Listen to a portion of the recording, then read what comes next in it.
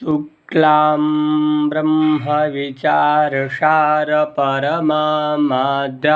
जगद्व्यापिनीं वीणापुस्तकधारिणीमभयदां जाड्यान्धकारापहां हस्ते स्फाटिकमालिकां विदधतीं पद्मासने संस्थितां वन्दे तां परमेश्वरीं भगवतीं बुद्धिप्रदां शारदाम्। आज के पाठ में हम लोग तस्य परमामृडितम इस सूत्र पे चर्चा करेंगे। इस सूत्र में 3 पद हैं।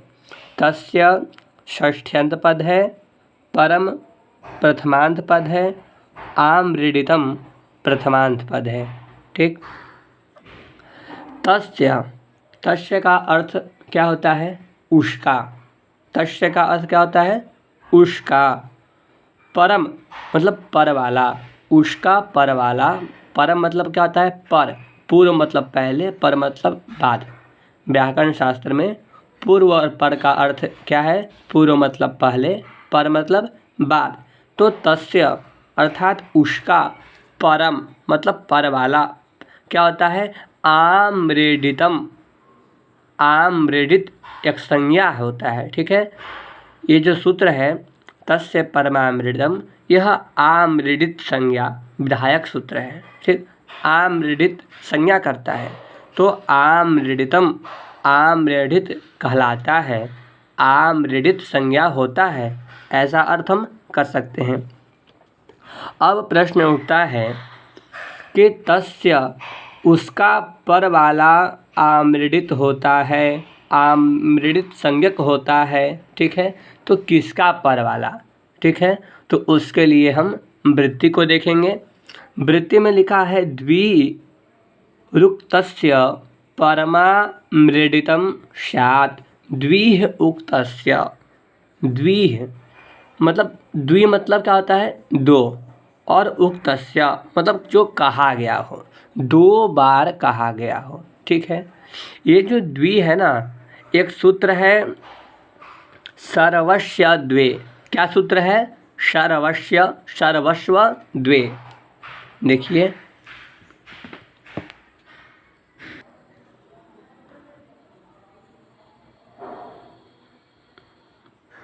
सर्वस्य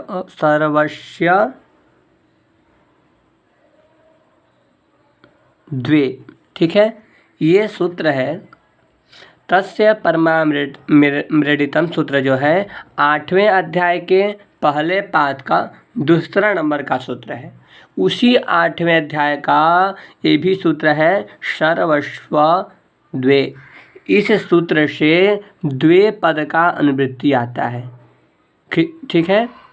द्वे पद का अनुवृत्ति आता है और द्वे पद का अनुवृत्ति आकर वृत्ति में लिखते हैं द्विह उक्तस्य। ठीक है। जो 2 बार कहा गया हो, चाहे वह 2 बार का मतलब क्या समझना है कि चाहे तो 2 बार उच्चारण किया गया हो, ठीक है, या फिर द्वित्व करके 2 शब्द लिखा गया हो। जैसे मान लीजिए क शब्द है, ठीक, और क को ही द्वित्व करके एक और क कर दिए। ठीक है। तो ऐसा द्वित्व किया गया क अगर 2 हो या फिर 2 शब्द पहले से ही हो तो वहाँ पे जो पर वाला होता है उसका आम्रेडित संज्ञा होता है। ठीक है। क्या है कि द्वि उक्तस्य परमामृडितम स्यात्, अर्थात द्विह उक्तस्य 2 बार कहा गया हो। कोई शब्द 2 बार कहा गया हो, जैसे राम राम, श्याम श्याम, कमल कमल। ठीक है। या फिर 2 बार कहा गया हो या फिर द्वित्व किया गया हो। ठीक है। द्वित्व किया गया हो तो जो 2 बार द्वित्व किया गया हो उसका जो पर वाला शब्द होगा, पर वाला जो शब्द होगा आम्रेडितम स्यात् उसका आम्रेडित संज्ञा होगा। ठीक है। अब कोई प्रश्न पूछे कि व्याकरण शास्त्र में आम्रेडित संज्ञा किसका होता है, तो आपको जवाब क्या देना है कि या तो दो बार उच्चारण हो कहीं पर या फिर द्वित्व किया गया हो। ठीक है। एक शब्द को द्वित्व करके दो शब्द बना दिया गया हो, उसमें जो दूसरा शब्द होगा उसका आम्रेडित संज्ञा होगा, पर वाला का आम्रेडित संज्ञा होगा। विह उक्तस्य दो बार कहा गया हो, परम पर वाला आम्रेडितम स्यात् पर वाले का आम्रेडित संज्ञा होता है। ठीक है। अब हम आम्रेडित संज्ञा को जान लिए। आम्रेडित संज्ञा करने वाला विधायक सूत्र भी यही सूत्र है, तस्य परमाम्रेडितम। ठीक है। अगर परीक्षा में पूछे कि आम्रेडित संज्ञा विधायक सूत्र कौन सा है, तो इसी को लगाना है, तस्य परमाम्रेडितम। ठीक। अब इसको उदाहरण के माध्यम से समझते हैं। देखिए, कान, धन, कान, ऐसा अवस्था रहता है। ठीक है। कान कान किम शब्द के पुल्लिंग में द्वितीय बहुवचन का रूप बनता है कान। ठीक है। तो कान कान, अब ये जो कान है इसको द्वित्व हुआ है।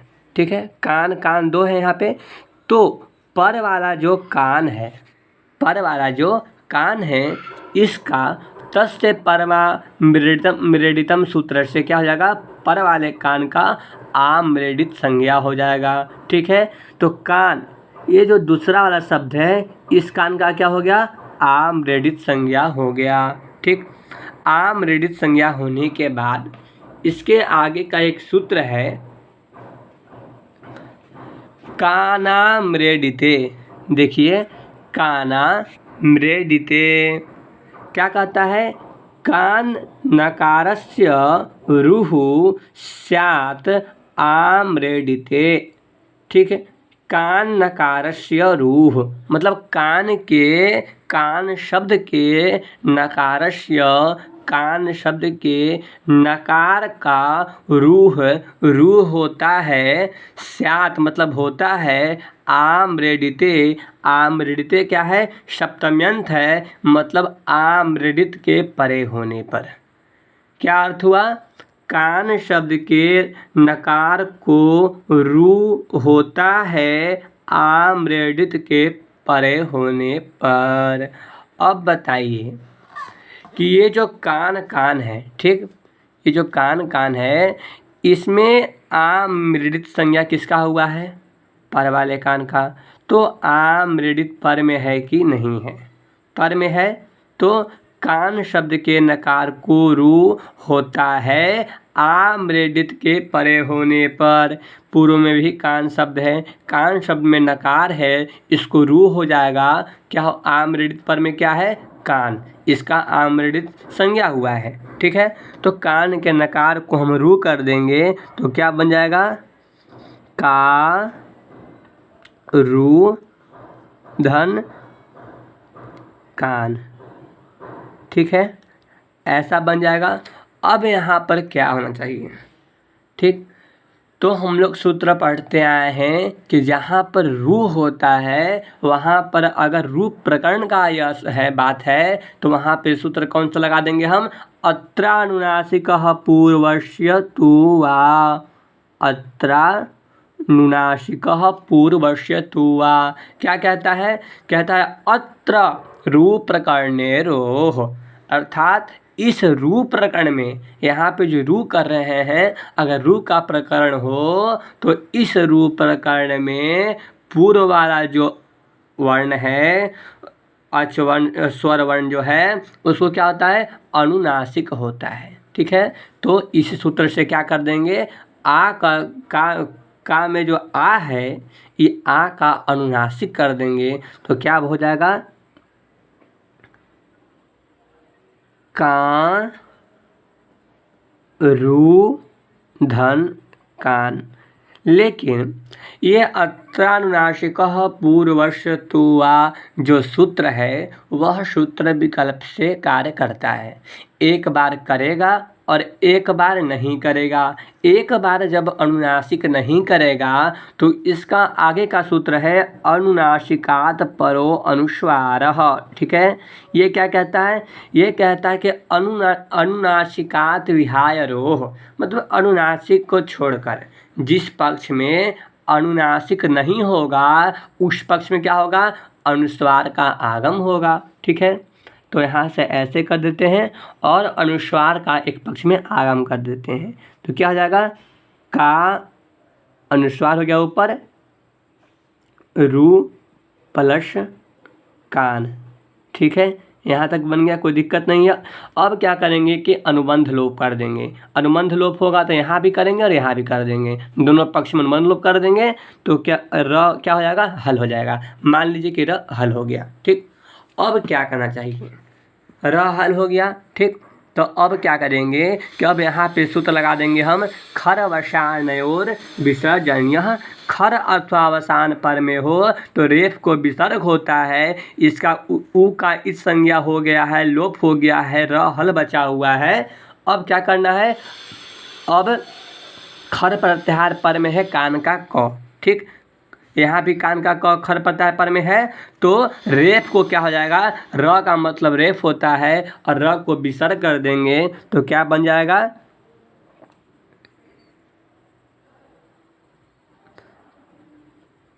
काह कान। यहाँ भी काम कान। ठीक, यहाँ तक कोई दिक्कत नहीं।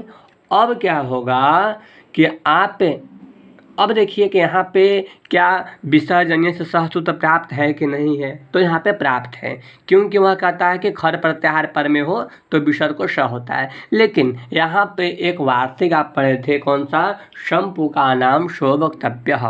क्या कहता था कि शम, कुम और कान संबंधित अगर विसर्ग हो तो क्या होता है? विसर्ग को श होता है।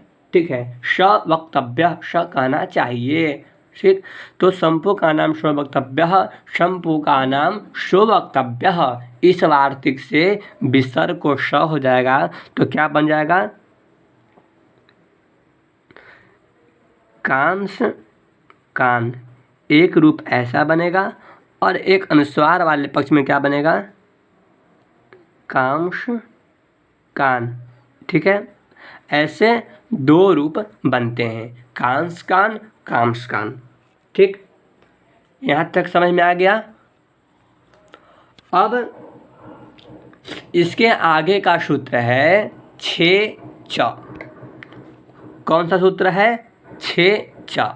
क्या कहता है? छे सप्तम्यंत पद है और च अव्यय पद है। कहता है छे छकार के परे होने पर। ठीक है, छकार के परे होने पर क्या होता है? तो वृत्ति देखेंगे, वृत्ति में लिखा है कि हरस्वस्य छे तुक, मतलब हरस्वस्य हरस्व को क्या होता है? छे छकार के परे होने पर तुक का आगम होता है। एक सूत्र है हरस्वस्य पीति कृति तुक। कौन सा सूत्र है? हरस्वस्य पीति कृति तुक। इस सूत्र से तुक पद का और हरस्वस्य हरस्व पद का, दोनों पद का अनुवृत्ति आता है। ठीक है, हरस्वस्य और तुक दोनों पद का अनुवृत्ति आता है। तो इसका अर्थ क्या होता है कि छे मतलब छकार के परे होने पर हरस्वस्य हरस्व को तुक का आगम होता है। ठीक, समझ में आ गया? हरस्वस्य हरस्व को तुक का आगम होता है छे मतलब छकार के परे होने पर। क्या बना है? शिवत छाया। इसको भी उदाहरण से देखते हैं। शिव धन छाया, ऐसा अवस्था रहता है। यहाँ पे सूत्र लगा देंगे हम छे तुक। क्या कहेगा? छे छकार के परे होने पर। छकार मतलब क्या होता है? छ। छ पर में है ना, पूर्व में शिव है, पर में छ है, तो छकार, छकार के परे होने पर ह्रस्व को, अब देखिए शिव में जो वह उत्तरवर्ती जो अकार है वह ह्रस्व है ना, तो ह्रस्व को तुक का आगम होगा छकार के परे रहने पर, तुक आगम में क का इस संज्ञा होता है, इसलिए कित है, कित होने के कारण आद्यंतौ टकतौ इस सूत्र के नियम से जो कित होता है वह जिसको होता है उसके अंत में बैठता है, तो तुक यहाँ कहाँ बैठ जाएगा, शिव के अंत में, शिव तुक छाया, ठीक ऐसा बन जाएगा।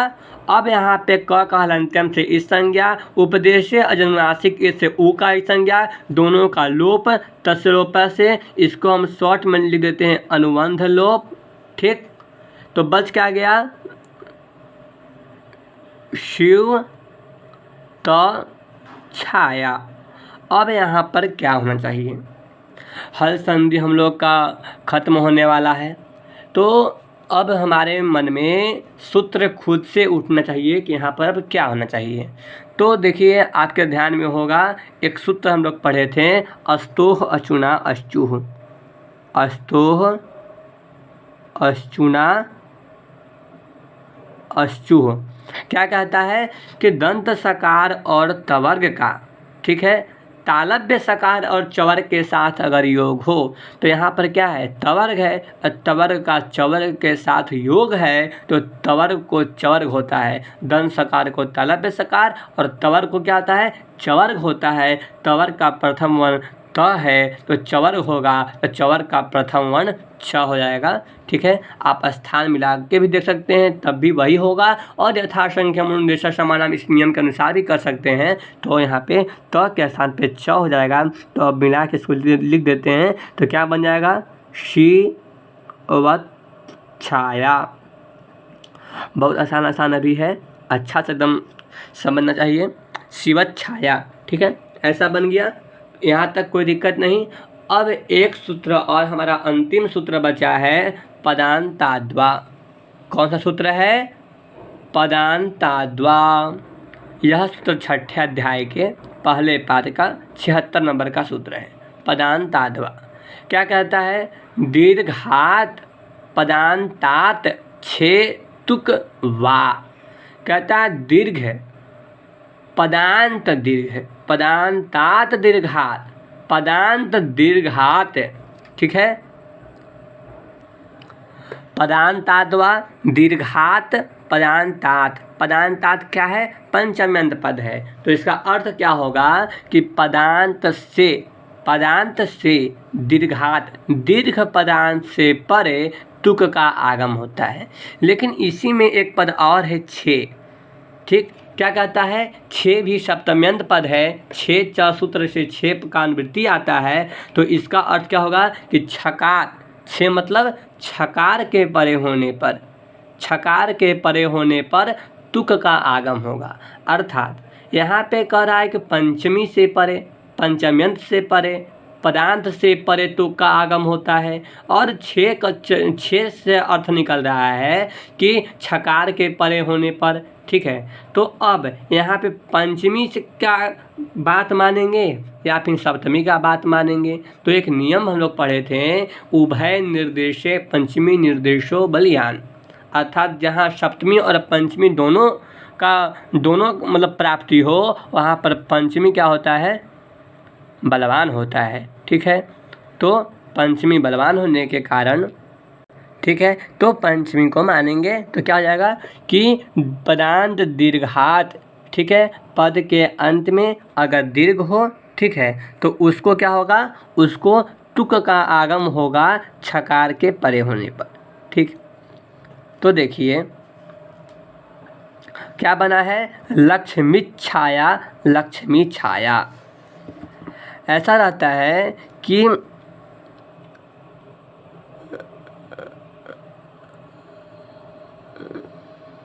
लक्ष्मी धन छाया, ऐसा अवस्था है।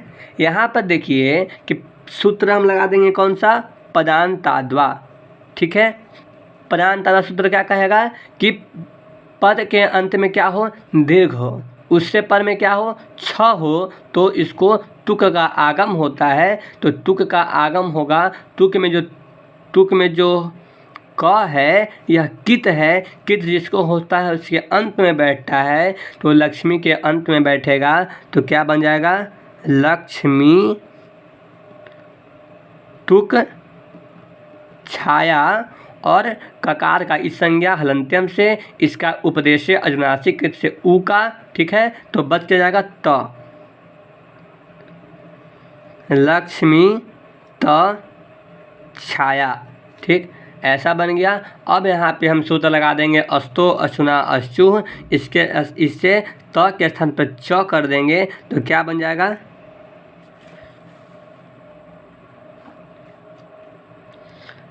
लक्ष्मी छ छाया।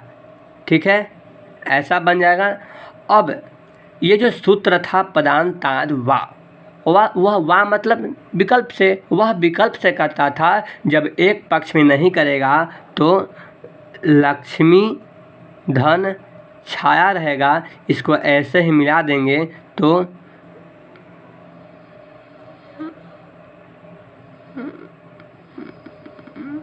लक्ष्मी छाया का लक्ष्मी छाया ही रह जाएगा। इस तरह दो रूप बनते हैं, एक लक्ष्मी छाया बनता है और एक लक्ष्मी छाया, ऐसे दो रूप बनते हैं। ठीक, लक्ष्मी छाया लक्ष्मी छाया।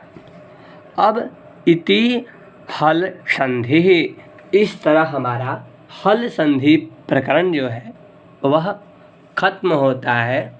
और इसके बाद अब हम लोग विसर्ग संधि प्रारंभ करेंगे। धन्यवाद।